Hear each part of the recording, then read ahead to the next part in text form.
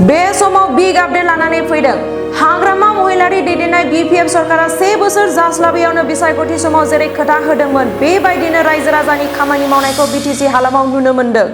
UPPL, BJP, Congress आरो गुबुन गुबुन राजखान्थिनि सुबुंफोरखौ फारागथि लाखियालासिनो दैबानाजों मोगा-मोगि जानांनाय गासै नखरफोरनो हाग्रामा महिलारि दैदेननाय BPF सरकारा सानफ्रोमबोनि सुबुंनि नांगौ जानाय मुवा बेसादखौ राननानै होदों।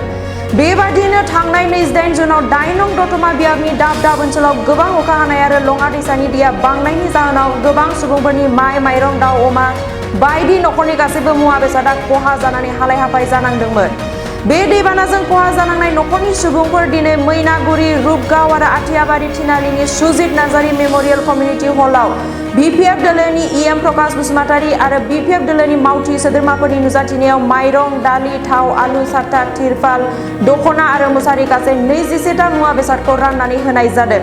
बे समाव दैबानाजों खहा जानांनाय नखरनि सुबुङा आथिखालनि सरकारखौ अलखदनि समाव मदद होनायनि थाखाय हाग्रामा महिलारि दैदेननाय BPF सरकार आरो गावनि बियाबनि EM प्रकाश बसुमतारीखौ साबायखर बावदों खौरां बिजोंनि गेजेरजों।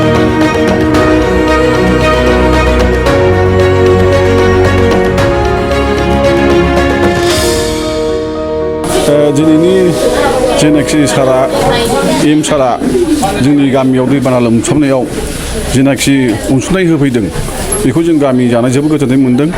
मानो होनना बुङोबा बे गामियाव जोंनि मैनागुरि गामि देबरगाव सिट बोसोरै दै लोमो। दा जोंनो नांगौ मोनसे प्रटेकसन नांगौ। दा बेखौ बुस्थुखौ आङो साननै सिगां फोरमायना होबाय। दा दिनै जानाखि होफैदों बेखौ जों गोजोननाय मोनदों। BPF सरकारखौ नों बाख्नायनांगोन। मानो होनना बुङोबा जों बेफोरबायदि अनसुंथाइ मोनफेराखैमोन। दिनैनि दिनाव जों मोजां मोनदों BPF सरकारखौ। EM प्रकाश सारखौथ' जों बन्धु बान्धब जों सिनायलायखायो, ओरैनोबाबो मोजांखा। गावबो आंखौ सिनायो, आंबो सिनायलायो। खुब मोजां आरो प्रकाशनि सायाव जोंहा मोजां मोननाय दं।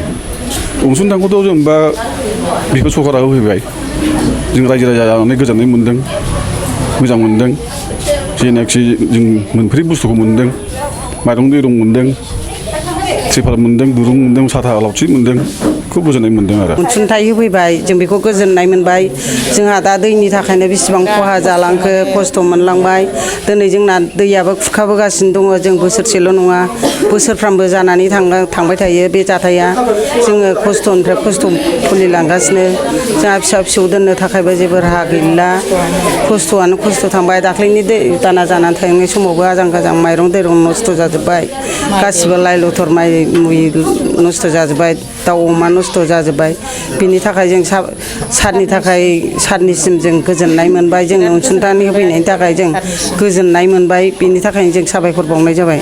BPF सरकारनि थाखाय जोङो गोजोननाय मोनबाय बा मोजां मोनबाय। जोंनि थाखाय बिराद अनसुंथाइ होबोगासिनो सारा।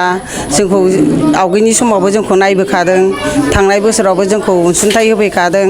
जों बिनि थाखायनो बिराद गोजोननाय मोनदों बा मोजां मोनदों। जों जोबजासेयाव जों सारजोंनो गजबनानै थागोन बा जों सारनि थाखायनो जोङो माबानाय थागोन। जोंहा गोजोननायबो मोनगोन, खामानिखौ मावलांगासिनो दङ। जों बिनि थाखायनो जों मोजां मोननानै जों सारखौ बिराद हास्थायो बा हांख्रायो।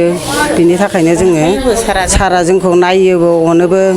थांनाय जाथायावबो जोंखौ फैदों सारा। बिनि थाखायनो जों सारखौ बिराद गोजोननाय मोनबाय। बिनि थाखायनो सारनिसिमबो जों गोजोननाय मोनबाय। साराबो जोंखौ नायहरगासिनो। बिनि थाखायनो जों सारखौ बिराद लुगैयो, हांख्रायो। जाहाथे जोंनि बे दैबानानि थाखाय जोंखौ नायफैबाय थाथों, अनबाय थाथों। बिनि थाखायनो जोङो सारखौ बे माबानि हाग्रामा महिलारि सारखौबो जों मोजां मोनखायोखा। जों गोदोनिफ्रायनो बेजोंनो दंखायोखा। जोङो बेखौ जोङो गाज्रिबो साना। बिनि थाखायनो जों बेखौ गोजोननाय मोनबाय आरोखि सारनि थाखायनो।